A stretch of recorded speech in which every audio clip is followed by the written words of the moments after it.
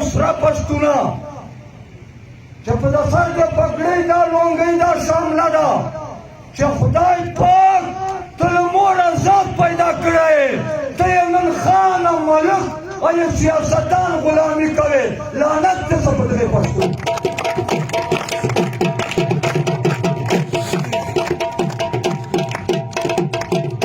ووټ په ورکوم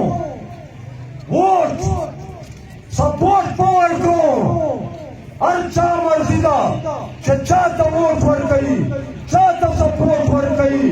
چا جنډه لګوي چاته زنده‌باد مرده‌باد لګوي وایي وه سره لیکه ورسره وباسه سره لیکه چې ووټر دی یا سپورټر دی یا پارټۍ چې دی یا ډلې چې دی خو غلام دی نه یوه سره لیکه دی ورسره وباسي قسم په خدای چې بیا دې وګټله کوم ته پکار دي چې علماو نه دا جواب ووایي چې ته چغ میدان ته ولې نه راځې که په ډول د اعتراض وي دا یې چغې ډول ده دا یې میدان ډول ده دا یې جنګ ډول ده ما په کتابچه روا ده خو که تا په کتابچه نه راوایي بیا دغه میدان ته راځه بیا به ډول په جای باندې تلاوت نعتونه وي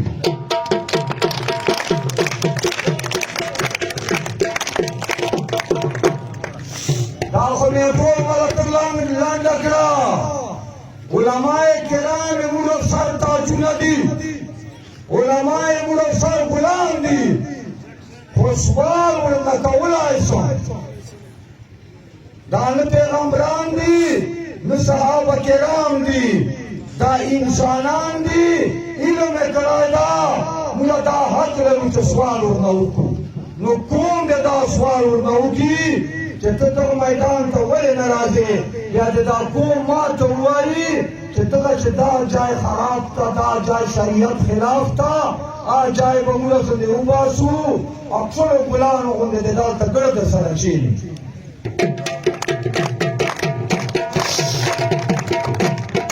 څرنګه دی جومات چې امام ده چې څرنګه دی جومات چې امام ده مخ درته ولاړي او زه شاته پسې ولاړ یم په دغه میدان د دی راشي دی به مخ درته ولاړ یم زه به شاته پسې ولاړ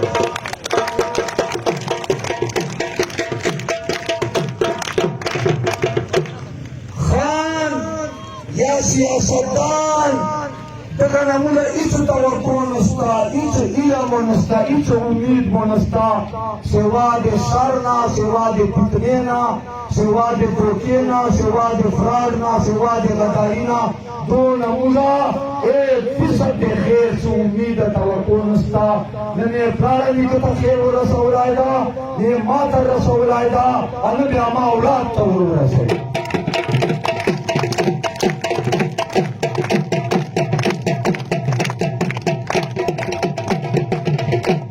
نمې مال ستا نه دانې نمې مال ستا نه دانې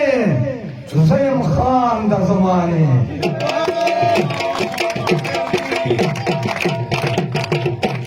خان هغه یو چې د بغداد گورنر زوی یو غریب سړي سره کشتي کوله کشتي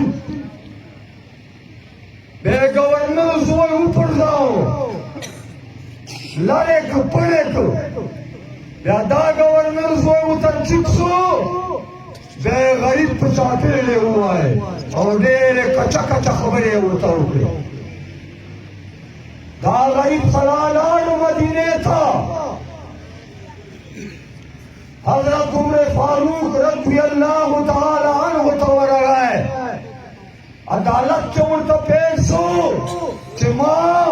بغداد گورنر سره کشتي کوله ما بغداد گورنر سره کشتي کوله بیا مې پړ کړو بیا یې په دا مخ په چاپېرې وواله ډېر غټ پېغور یې راکړ غټ پېغور حضرت عمر فاروق رضی الله عنه خبر پسې وکړو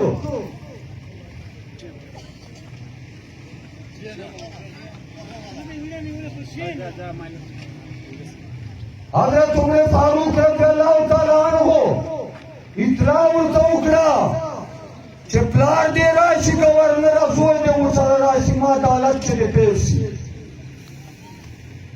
گورنر دا زوی دا غریب سړی د عدالت چې پیش شو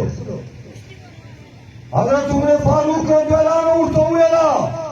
هغه غریب ته چې ورچک سه په عدالت چې پلار په مخ چې هغسې په چاپېړې ووایه چې ته رانې ته والی وې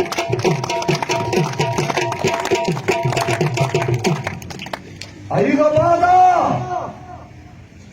دا ټکي ورته وکړل چې او ګورنره دا غریب خلک دا له مور نه خدای آزاد پیدا کړي دي بیا ته څوک یې چې دې غلام جوړې زه تا نه دا پوښتنه کوم سره پښتونه چې په د سر د پګړۍ دا لونګۍ دا شامله ده چې خدای پاک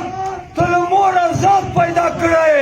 ته یې نن خان او ملک او یې سیاستدان غلامي کوې لعنت دې څه په دې پښتون